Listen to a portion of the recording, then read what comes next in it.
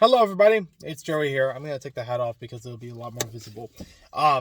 So I had just gotten back from the TooManyGames hosted event of GameSwap on April 2nd, 2022 at the Crown Plaza in King of Prussia, Pennsylvania. It's like 1:30 in the morning, literally 1:30 as I'm recording this, and I probably would have gotten back sooner if not for a few other things. It literally took me half an hour waiting in line at Wendy's because it was that late at night.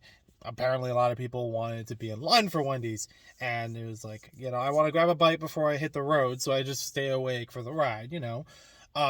But for whatever reason, that service was not keeping up with the line, and luckily, I eventually got my food, crawling forward in line, and one or two people left, and I'm good. I'm perfectly good now. So anyways, now that I'm already awake and full of energy, even parking at my house, I'm going to tell you about GameSwap. Because this was a brand new venture for me.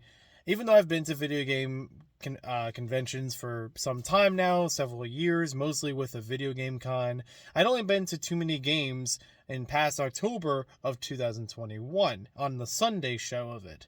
And even at that point, I had only been there as just a guest, an attendee. I wasn't really going to do the whole weekend because I didn't know much about it. I wanted to see what a day of it would be like, if I would actually want to pursue it again to do more of it or anything. So, as it was, TooManyGames 2021 was perfectly fine. I think it had a lot to offer. I like all the different areas of it. Since this happened in October, which had a lot of Halloween theme to it, and a lot more people dressing up in costume, there were a lot of good cosplays as it was, but there was more added in for the Halloween aspect of it, so it was really cute seeing that there were a lot of kids and parents that were pairing together for Halloween costumes, etc. That was one of my favorite things about it. There were several guests, of course, then, and panels, and, on different days, different things happened. But I won't go into the full story about it now. This is a stray cat outside, but I digress, of course, once again. So, the gist of it is, I had a good time with TooManyGames, and I would like to attend it again. But towards the end of that experience, I learned that there was someone that I was friends with from the LEGO community who was volunteering for that. They were actually part of the staff in helping things move along throughout the event itself.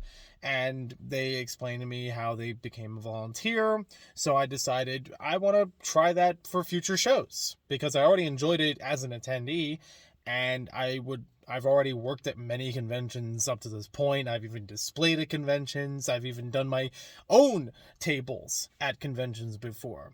So I wanted to be a part of this experience as well, and maybe get more in depth with that atmosphere of it. I'm very familiar with the LEGO conventions, of course.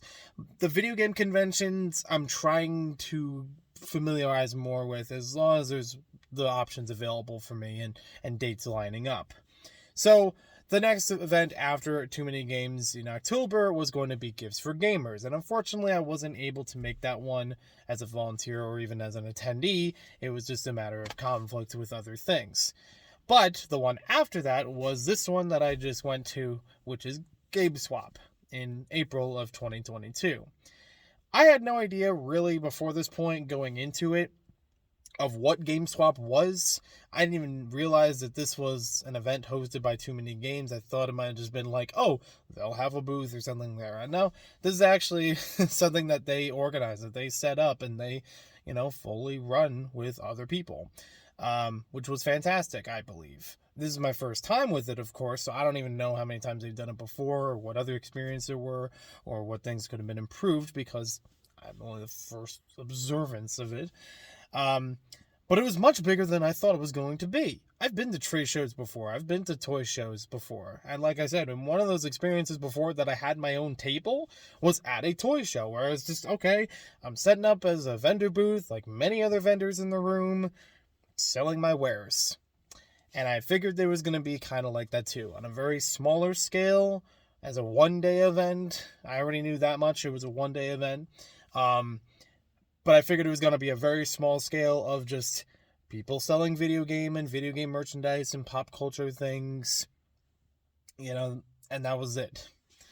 Instead, what we got was one area had that, Another area had the ability to trade games and gaming merchandise and such with, other attendees.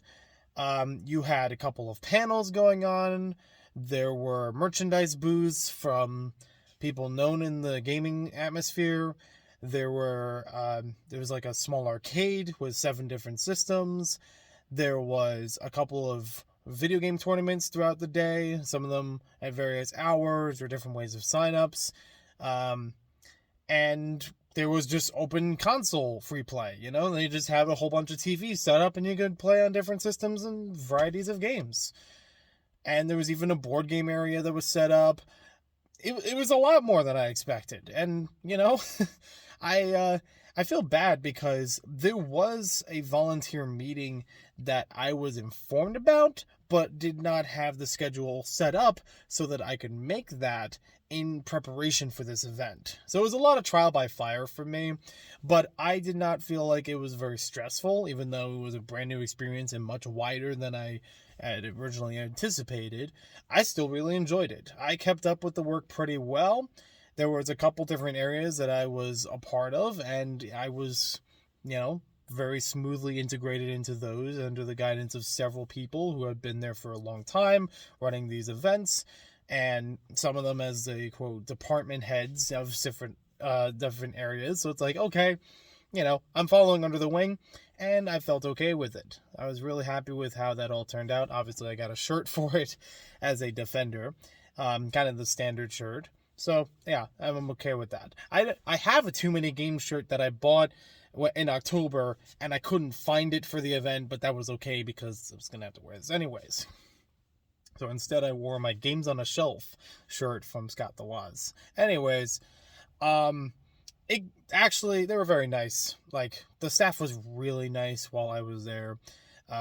They checked me multiple times. Because when I started out, it was like, okay, you're going to be in this downstairs portion. It has a couple different avenues to go to. There's a merchandise table, so there might be some lines building up, and we regulated the traffic with that line, as well as keeping people moving through if they want to get to other rooms. Which, took a little bit of guesswork, but still worked out in the end. No discrepancies, no arguments with any guests or attendees or anything like that. And so I'm very happy about that. And it was very easy to manage things. I knew what to look for as far as badges and wristbands and, staffing or, people associated with the event. And that was no brainer. I don't think I had any problems with that. Or people asking. Some people just showed their wristband when they saw me, when they were walking right by me. I was like, okay, I didn't have to ask them about it, So I felt very comfortable there. Very nice people all the way around, from attendees to guests to everyone that I met. So I'm very happy about that, especially because this is a whole environment of people that I don't know on a personal level. There's only like a few of them that I had seen in conventions before, but again, I don't know them, personally that well. It's more of just in that environment.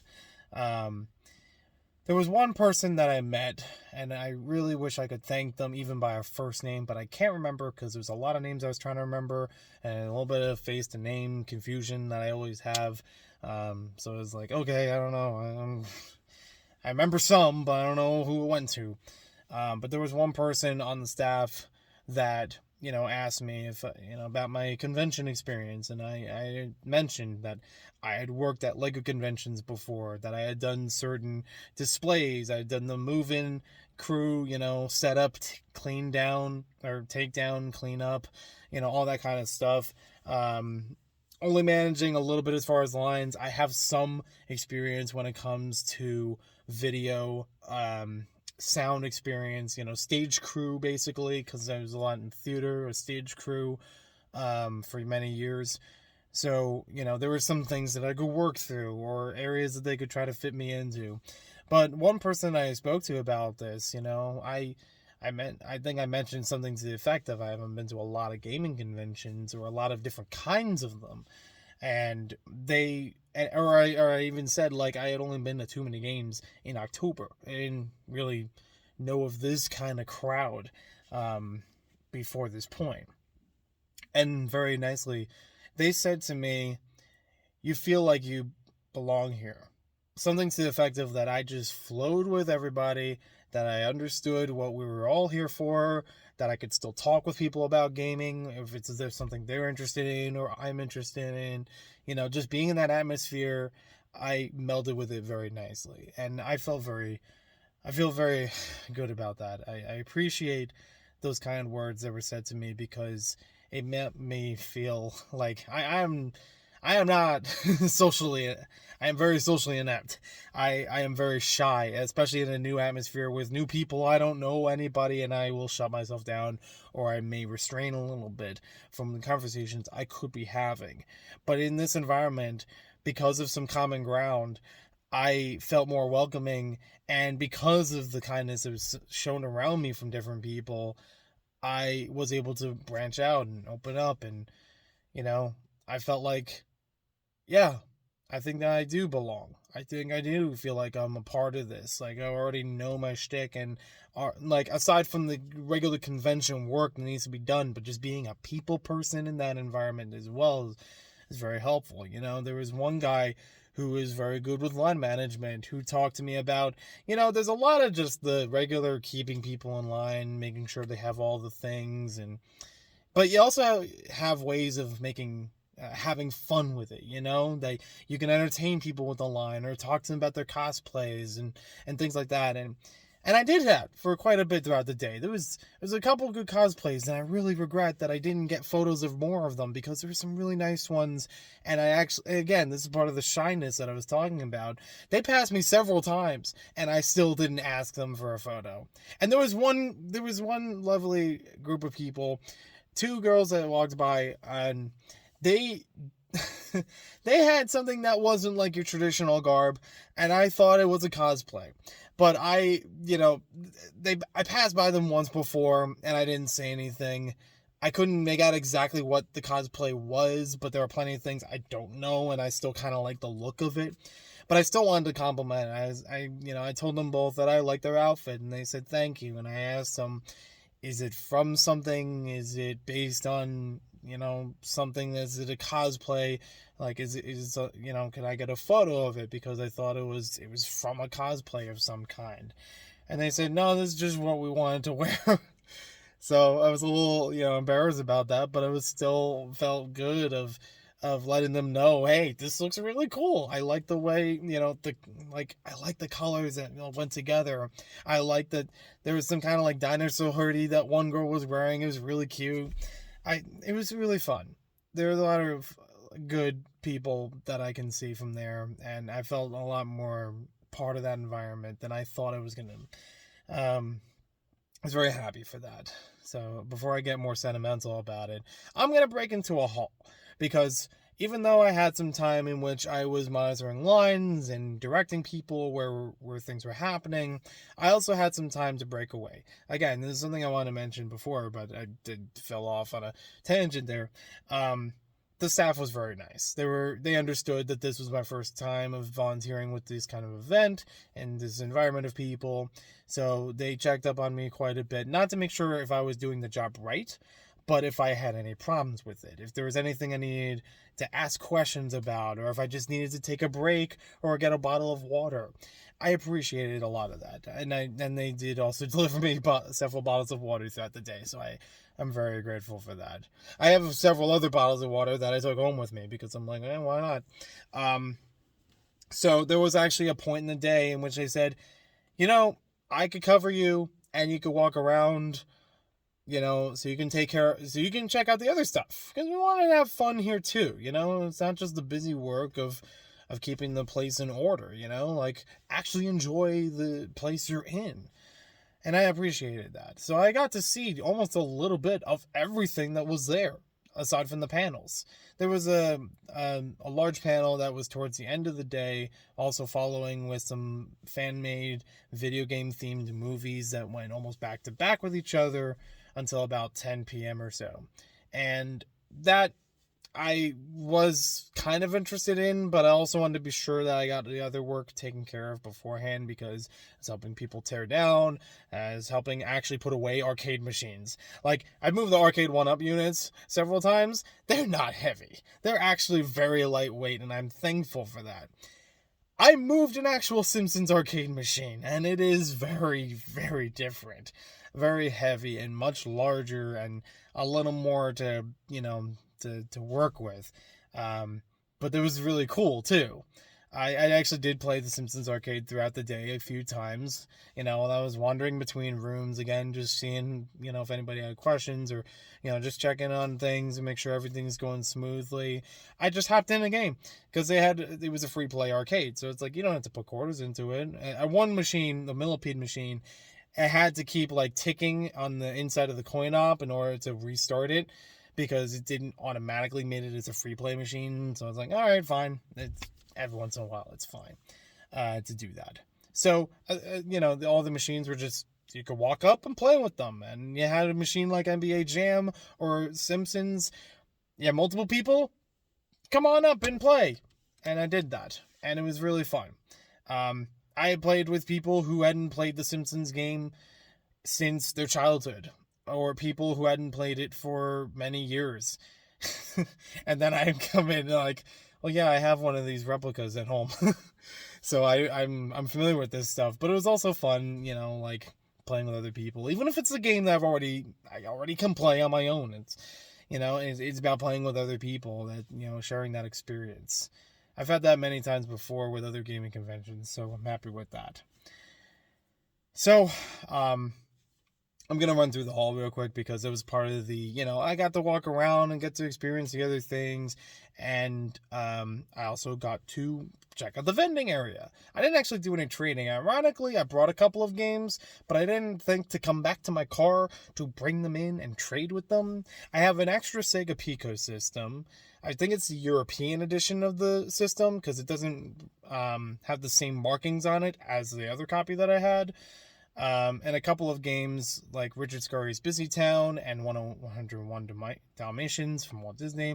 I tried to sell those at my video game store near me, the retro video game store near me, and they didn't take it. Like, they actually said, our customers don't really buy this kind of stuff. It's cool, it's obscure, it's fun in what it is, but it's not the kind of thing that people have asked for or would normally find here, so it was turned down, unfortunately. I thought of bringing it with me to GameSwap, and I didn't even bring it inside. It was just sitting in the parking lot in the car. But I guess I'll have to find another opportunity to do that, because there were definitely a lot of obscure stuff. There was the Virtual Boy. Like, someone in the trading area had a Virtual Boy with the box. That's something. There were actually a lot of Japanese editions of N64 games from vendors and traders alike. I don't know how they're just all over the area. That was fascinating. But even if I wasn't actually buying things or trading with people, it's cool being at these kinds of vending areas for gaming stuff, because I get to see all this stuff I wouldn't have seen otherwise. Just seeing it in person of things that I've only heard about or read about online, or somebody had a video about. And it's cool that it's almost like its own miniature museum. More, not as polished, but still like getting all these different angles and seeing all this stuff, like a GameCube with an Intect monitor on it, or rare versions of Game Boys. Like, really cool stuff just to be around it. Even if I wasn't going to buy it. And believe me, another person and I were debating about a Patrick PlayStation controller, like shaped like Patrick from SpongeBob. He even has shorts on the back of the controller. It's like, this is so inventive. And this is the same one, I'm pretty sure it's the same vendor even, that I saw at TooManyGames in October. Because I remember taking a photo of it there, because I was like, wow, I didn't know that was a thing. And they still had it. So I don't know if anybody bought it this weekend. But here's what I did pick up, and I am looking forward to this sometime later to go through all this stuff. The first thing that I got there was a vendor, after walking through a couple of rows of things, there wasn't a lot that I was particularly trying to look for. I was just kind of like feeling out what was there. And when I first went through, I found something in this kind of bargain bin that one vendor had. I don't know the name of the person, but they had a whole bunch of stuff that was like basically dirt cheap. Not any guarantee of quality, not any guarantee of like working condition or anything like that. So I will have to be cautious about this, and hopefully I can fix it if something is wrong, or it can be fixable.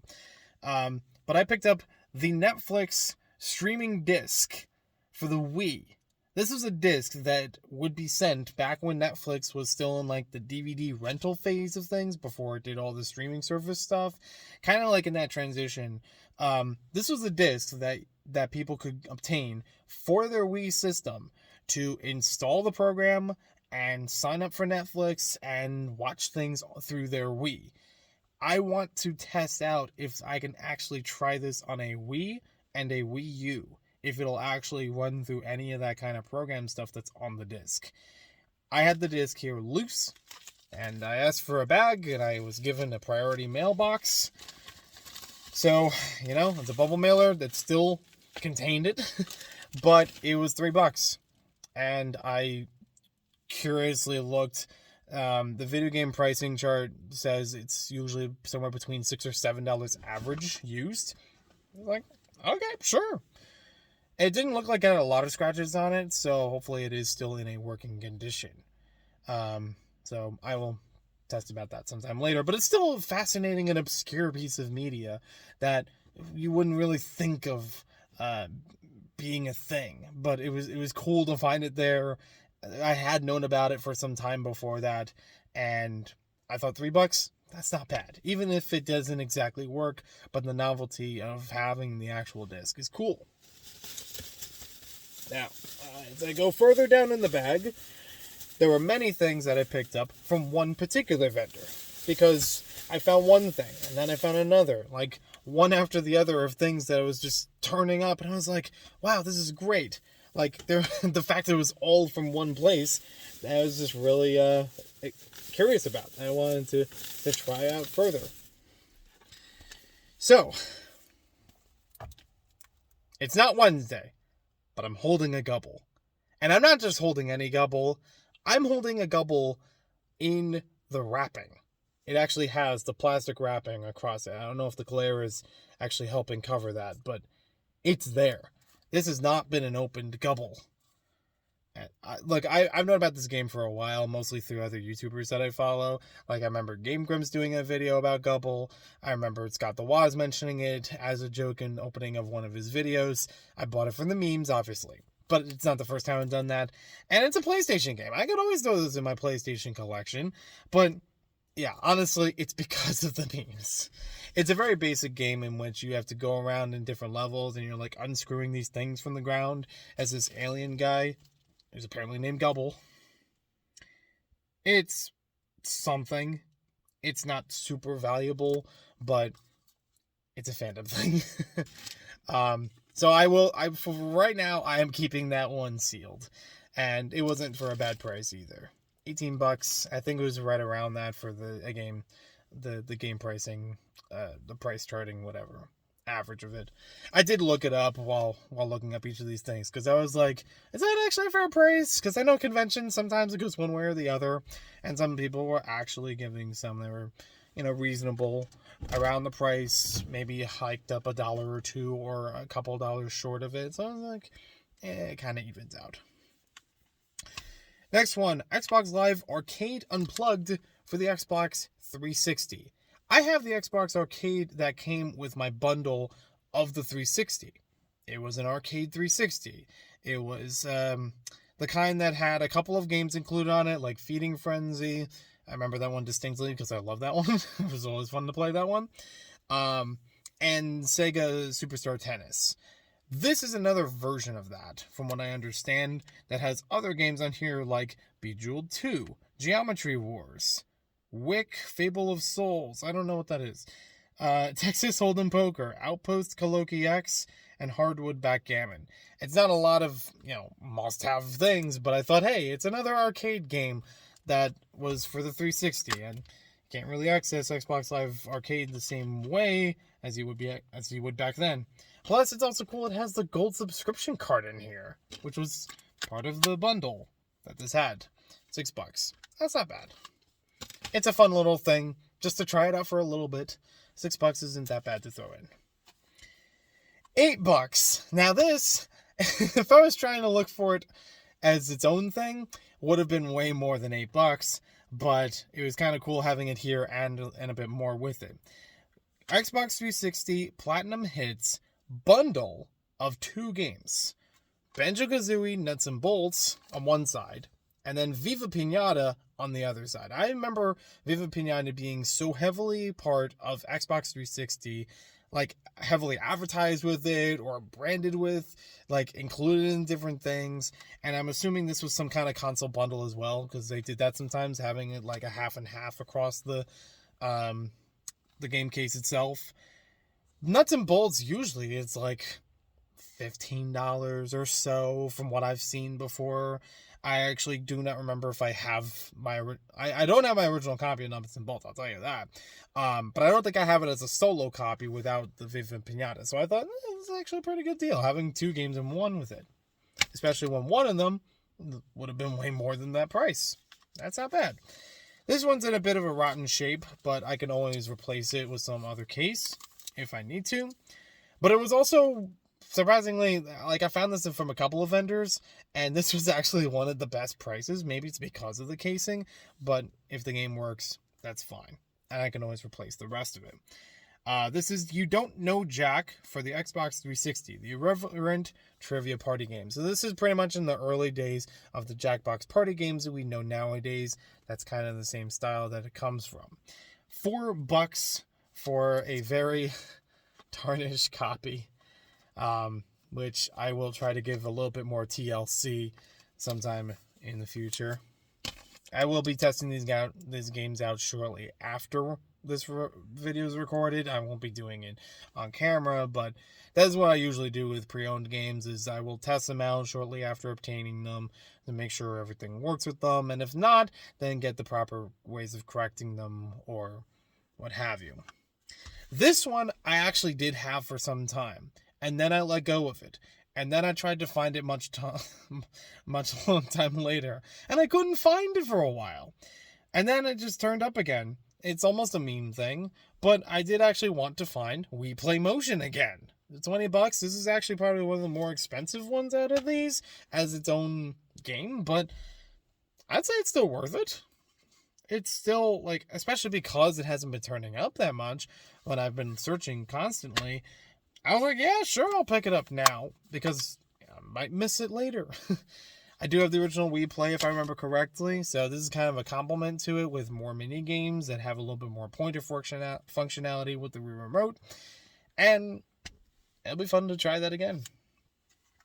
This one was kind of an interesting title to look at. Actually, the next 2 of them are interesting titles that I looked at, and I'll be lying if I'm saying if it wasn't for 1 or 2 things, that I probably wouldn't have picked these up, but it was still kind of fun as a compilation either way for both systems.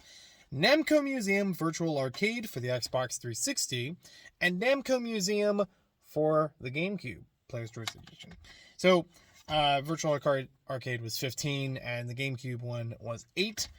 I am happy that both of them have console versions of Pac-Man Arrangement. This is my favorite version of Pac-Man ever. And I've been meaning to make a video for God knows how long about Pac-Man versions, all the different, versions that I've played over the years. But long story short, Pac-Man Arrangement is my favorite. I played it a lot on the Game Boy, and I can kind of play it on the GameCube still with the Game Boy Player, but it's different controls as far as I understand. So now this one's actually tailor-made for the GameCube through the disc. But it still has a large compilation of games to go with each of these. It says that the GameCube one has 10 classic arcade hits with hidden games to unlock. I don't know how many that means that it has on there, but there's still a good variety in there. There's some of them that are actual arrangements of well-known games, such as not only Pac-Man, but also Dig Dug and Galaga.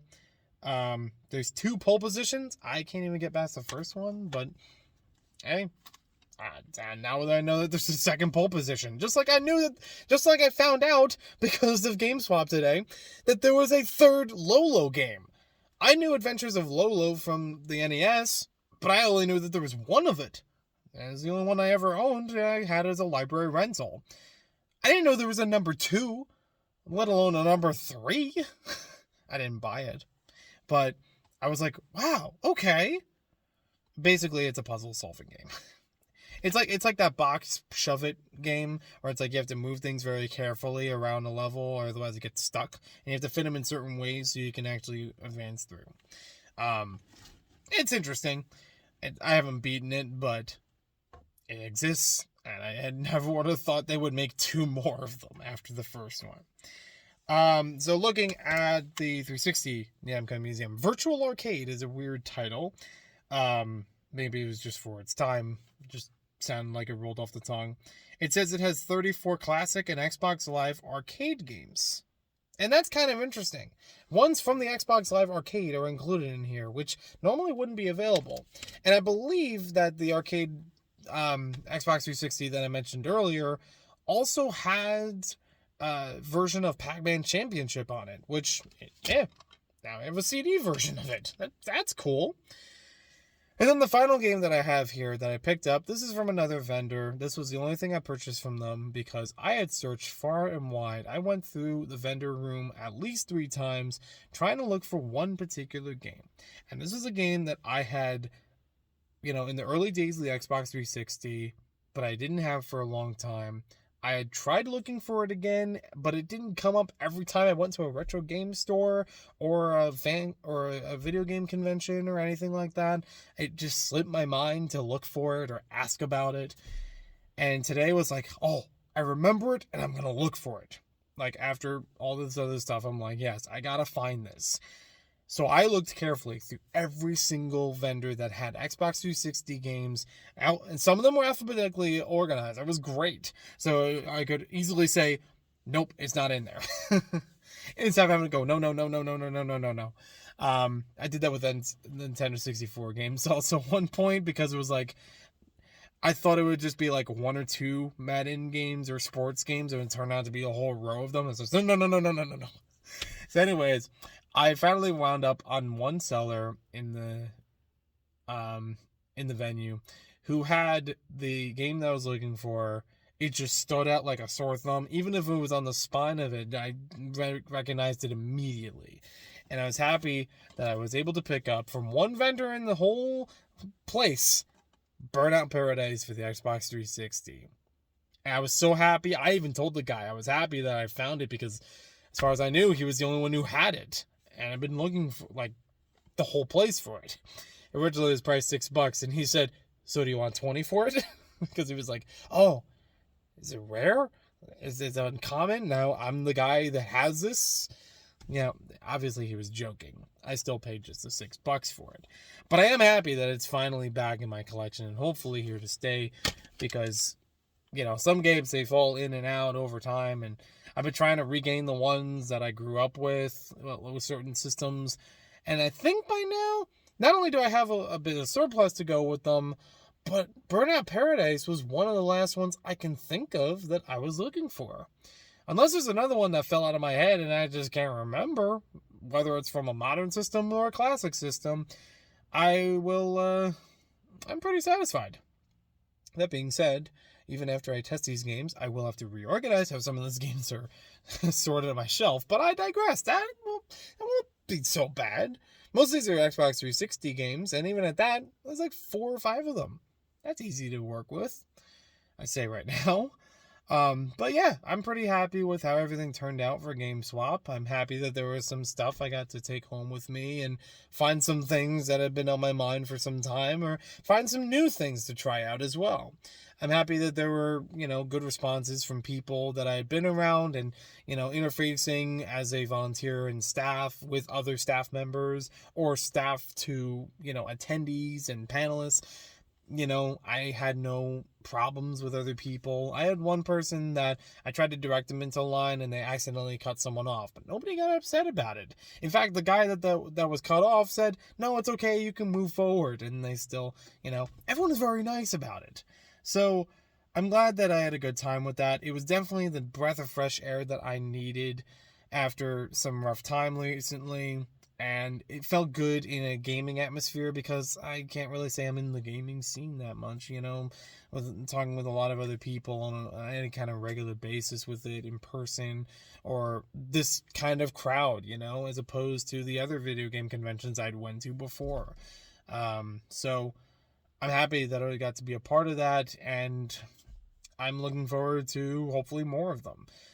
I will still try to keep my calendar open for TooManyGames later in the year and any other events that TooManyGames runs, whether it's under that banner or another name or of some kind for whatever particular purpose it serves. The GameSwap one was very fascinating, of having this extra, dare I say, market of people bringing their own games in to swap them with each other. I thought that was really cool. So, yeah, I had a very good time, and now I will try to get some rest, because I probably need it. Thank you all for watching this video. Hope you guys enjoyed it. I know there's a long version of a recap, and I don't actually have any footage shown in here of the convention itself. I did record a bunch of it. I've also taken a bunch of photos while I was there, so maybe that'll be uploaded as a separate thing. I've posted some of it to social media already, so follow me through those. You know where they are. And, yeah, I hopefully I can also make more video game related content. I've been meaning to do that for a long time, and I definitely wanted to try to do that last year, but some complications came up where I couldn't fully get that out. But I still want to try to do that stuff. I would love to talk more about the video game stuff that I enjoy. That's, one of the next rate hobbies that I have next to Lego, because I'm not just about Lego. There's a lot of stuff that I enjoy out of this, and there are some topics that I kind of brought up in this video that I would love to expand upon in their own videos. Subscribe or hit the bell and all that good stuff that you do with other people, you can do as well with me. Just be nice to each other in the comments down below. I don't usually say this for videos, but I still read the comments, and I really do enjoy them. I really enjoy the nice words that people say back and forth of whatever the topic is, or about me, or whatever. So it means a lot that you watch this far into the video, and hope you have yourself a wonderful day. I'm going to go and try to sleep.